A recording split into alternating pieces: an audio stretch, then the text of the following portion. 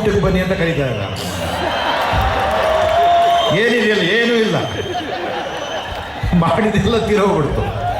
ನಾವು ಏನೇನೋ ಯೋಚನೆ ಮಾಡಿಕೊಂಡು ಅಂಬರೀಷ್ ಬಗ್ಗೆ ಮಾತಾಡೋದಕ್ಕೆ ಬಂದೆ ಅಂತ ಹೇಳಿದ್ರೆ, ಇವರೆಲ್ಲ ಊಟ ಮಾಡ್ತಿದ್ದು ಮುಗಿಸಿದ ಮೇಲೆ ನನಗೆ ಮಾತಾಡಿ ಅಂತ ಮೈಕ್ ಕೊಟ್ಟೆ ನಾನೇ ಮಾತಾಡೋದಕ್ಕೆ ನನಗೆ ಅರ್ಥ ಆಗ್ತಾ ಇಲ್ಲ. ಮೊದಲು ಇಲ್ಲಿ ಅಂಬರೀಷ್ ಅವರಿಗೆ ಹಾರೈಸುವುದಕ್ಕೆ ಬಂದಿರುವ ಚಿತ್ರರಂಗದ ನಿರ್ಮಾಪಕರು, ನಿರ್ದೇಶಕರು, ನಟ ನಟಿಯರು, ತಾಂತ್ರಿಕ ವರ್ಗದವರು, ಕಾರ್ಮಿಕರು, ಗೆಳೆಯರು ಮತ್ತು ಮೀಡಿಯಾ ಮಾಧ್ಯಮದವರಿಗೆ, ದೊಡ್ಡವರಿಗೆ, ತಮ್ಮಂದಿರಿಗೆ, ಅಂಬರೀಷ್ ಅಭಿಮಾನಿಗಳಿಗೆ ನನ್ನ ಹೃದಯಪೂರ್ವಕ ನಮಸ್ಕಾರಗಳು. ಅಂಬರೀಷಿಗೆ ಕನ್ನಡದಲ್ಲಿ ಮಾತ್ರ ಅಲ್ಲ, ತೆಲುಗು, ಹಿಂದಿ, ಮಲಯಾಳಂ, ತಮಿಳು ಎಲ್ಲ ಪ್ರೇಕ್ಷಕರು, ಅಭಿಮಾನಿಗಳಿದ್ದಾರೆ. ಇಲ್ಲೂ ಬಹಳಷ್ಟು ಜನ ಅಂಬರೀಷ್ಗೆ ಹಾರೈಸೋದಕ್ಕೆ ತಮಿಳು ಅಭಿಮಾನಿಗಳು ಬಂದಿದ್ದಾರೆ. ಅವங்களுக்கும் என்னுடைய மனமார்ந்த வணக்கங்கள். ಅಂಬರೀಷ್ ಬಗ್ಗೆ ಎಲ್ಲರೂ ಮಾತಾಡೋರು, ನಾನೇನು ಮಾತಾಡೋದು? ಅವನು ಅಂಬರೀಷರಿಗೆ ಬಹಳ ದೊಡ್ಡ ದೊಡ್ಡ ಮಹಾಪುರುಷರ ಅಂಶಗಳಿವೆ. ರಾಮನ ಅಂಶ ಇದೆ, ಕೃಷ್ಣನ ಅಂಶ ಇದೆ, ಭೀಮನ ಅಂಶ ಇದೆ, ದುರ್ಯೋಧನ ಅಂಶ ಇದೆ, ಶಕುನಿ ಅಂಶ.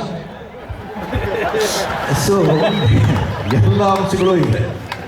ಕೃಷ್ಣನ ಅಂಶ ಎಲ್ಲಿ ಏನು ಪ್ರಾಬ್ಲಮ್ ಅಂತ ಹೇಳಿದ್ರೆ ಅಲ್ಲಿ ಹೋಗಿ ನೆನ್ಕೊಳ್ತಾನೆ. ಸಿನಿಮಾ ಜಗತ್ತಿಗೆ ಅವನೊಬ್ಬ ಪಾಳೇಗಾರ. ಏನು ಕಷ್ಟ ಆದರೂ ಸರಿ ಅಲ್ಲಿ ಬಂದು ನಿಂತ್ಕೊಂಡಿರ್ತಾನೆ. ಕನ್ನಡನ ಅಂಶ ನಾನು ಹೇಳಬೇಕಾದ ಅವಶ್ಯಕತೆಯೇ ಇಲ್ಲ, ಅಷ್ಟೊಂದಿದೆ ಅವನಿಗೆ ಕನ್ನಡದ ಅಂಶ. ಭೀಮನ ಅಂಶ ಆಗಲೇ ಒಂದು ಒಳ್ಳೆ ಸ್ಕಿಟ್ಟೇ ಮಾಡಿದ್ರು. ಅವನ ಮನೆಗೆ ನಾನು ಹೋಗೋದೇನೆ ಆ ಬಿರಿಯಾನಿ, ಆ ಕೈಮಾ ತಿನ್ನೋದಕ್ಕೆ ಹೋಗೋದು. ಸೊ ದುರ್ಯೋಧನನ ಅಂಶ ಅಂತ ಹೇಳಿದ್ರೆ ಒಂದು ರಾಜ, ಕಿಂಗ್, ಅವನ ಕೈ ಕೆಳಗಡೆ ಎಲ್ಲರೂ ಇರ್ತಾರೆ.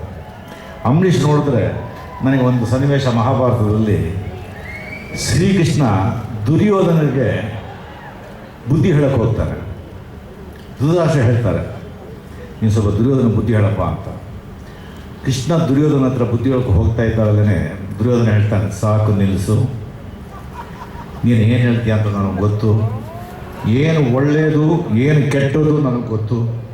ಏನು ಒಳ್ಳೆಯದು ಮಾಡಬೇಕು ಕೆಟ್ಟದ್ದು ಮಾಡಬೇಕು ಅಂತ ನನಗೆ ಗೊತ್ತು. ಅದನ್ನು ನನ್ನಿಂದ ಮಾಡೋದು ಸಾಧ್ಯ ಆಗ್ತಾ ಇಲ್ಲ. ಅಲ್ಲಿ ಅರ್ಜುನ ಇದ್ದಾನೆ, ಅವನು ಗೊತ್ತಿಲ್ಲ, ಏನು ಮಾಡಬೇಕು ಅಂತ ಗೊತ್ತಿಲ್ಲ. ನೀನು ಹೇಳೋದಕ್ಕೆಲ್ಲ ಕೇಳ್ತಾನೆ, ಅವನ ಹತ್ರ ಹೋಗಿ ಹೇಳು ಅಂತ ದುರ್ಯೋಧನ ಹೇಳ್ದ. ಹಾಗೆ ನಮ್ಮ ಅಂಬರೀಷರಿಗೆ ಎಲ್ಲ ಗೊತ್ತು. ಚಿತ್ರರಂಗದಲ್ಲಿ ನಟನಲ್ಲಿ ಏನು ಮಾಡಬೇಕು, ಆರೋಗ್ಯ ನೋಡ್ಕೊಳ್ಳೋದಕ್ಕೆ ಏನು ಮಾಡಬೇಕು, ರಾಜಕೀಯದಲ್ಲಿ ಏನಾಗಬೇಕಾದ್ರೆ ಏನು ಮಾಡಬೇಕು ಅಂತ.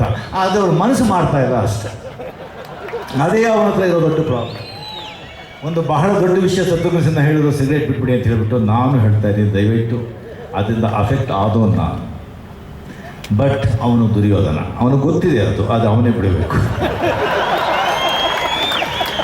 ನಾನು ಒಂದು ಜೊತೆ ಭಾಳ ಪಿಕ್ಚರ್ಗಳು ನಾನು ಮಾಡಿಲ್ಲ, 2-3 ಪಿಕ್ಚರೇ ನಾನು ಮಾಡಿರೋದು. ಒಂದು ಪ್ರಿಯಾ ಅಂತ ಸಿಂಗಪುರದಲ್ಲಿದ್ದಾಗ ಒಂದು 30 ದಿವಸ ಅವನ ಜೊತೆಲಿದ್ದೆ. ಅದು ಈ 37 ವರ್ಷ ಅದು ಬೆಳೆಸ್ತಾ ಇದೆ ಆ ಸ್ನೇಹ. ಆಗ ನಾವು ಭೇಟಿ ಆಗೋದಿಲ್ಲ, ಏನು ಮಾಡೋದಿಲ್ಲ. ಆ ಸ್ನೇಹ ಯಾಗಿದೆ ಅಂತ ಹೇಳಿದ್ರೆ, ಯಾಕೆ ಅಂತ ಕೆಲಸದಲ್ಲಿ ಯೋಚನೆ ಮಾಡ್ತೀನಿ. ಅವನ ಹತ್ರ ಹಣ ಇದೆಯಾ, ಅವನಿಗಿದ್ದ ನಂತರ ಎಷ್ಟೋ ಜನ ಇದ್ದಾರೆ.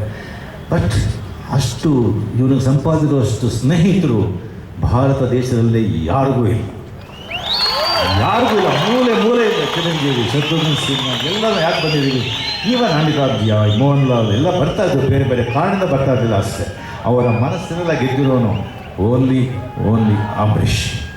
ಅದು ಯಾಕೆ ಅಂತ ಹೇಳಿದ್ರೆ, ಅವನ ಹತ್ರ ಇರೋ ಆ ಪಾಸಿಟಿವ್ ಎನರ್ಜಿ, ಯಾವುದೇ ಆಗಲಿ ಏನೇ ಆಗಲು ಆಗುತ್ತೆ ಬಿಡು, ಯೋಚನೆ ಮಾಡ ಬಿಡು, ಆಗೋಗ್ಬಿಡದೆ ಬಿಡು, ಮಾಡಬೇಡ ಬಿಡು, ಹೋಗಾಗುತ್ತೆ, ಹಾಗೆ ಹೇಳ್ತಾ ಇರ್ತಾನೆ. And the most important thing is he live in the present. ನಿನ್ನೆ ಬಗ್ಗೆ ಅವನು ಬಾಳೋದಿಲ್ಲ, ನಾಳೆ ಬಗ್ಗೆ ಅವನು ಬಾಳೋದಿಲ್ಲ, ಇವತ್ತು ಬಾಳ್ತಾನೆ.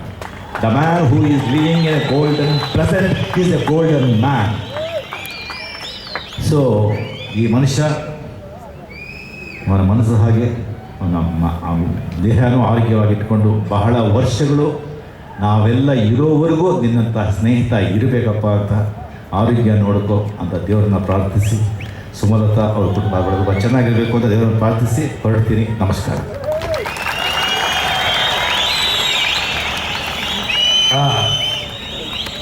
ಎಲ್ಲರಿಗೂ ನಮಸ್ಕಾರ.